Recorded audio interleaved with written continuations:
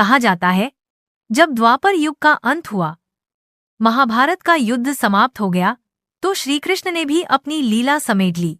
एक आखिरी तीर, एक आखिरी पल, और श्रीकृष्ण अपनी देह त्याग कर इस संसार से विदा हुए। लेकिन कहते हैं उनकी नाभि का एक अंश अमर रह गया।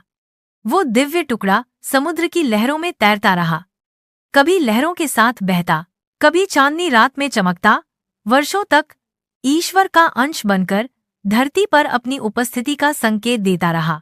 कई वर्षों बाद पुरी के तट पर एक नीम का पेड़ उगा, पर यह कोई साधारण वृक्ष नहीं था। उसकी छाया में अजीब सी शांति थी।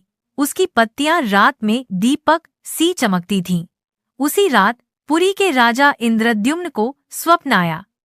स्वप्न में श्रीकृष्ण स्वयं प्रकट हुए। वो बोले, राजन, उस नीम के वृक्ष में मेरी नाभि की दिव्यता है। उसकी लकड़ी से मेरे और मेरे भाई बहन के रूप गढ़ो, जगन्नाथ, बलभद्र और सुभद्रा।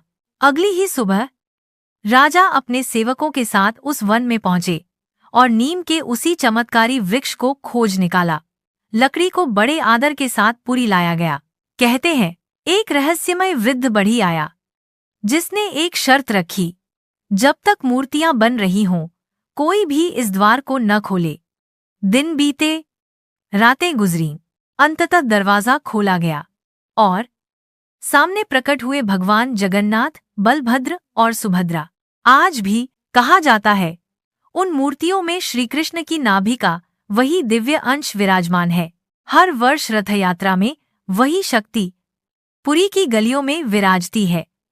लाखों श्रद्धालु उन रथों की रस्सियां खींचते हैं, मानो स्वयं श्रीकृष्ण, बलभद्र और सुभद्रा को अपनी बस्ती में लाना चाहते हों।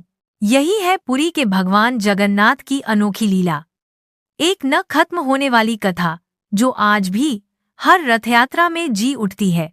जय जगन्नाथ।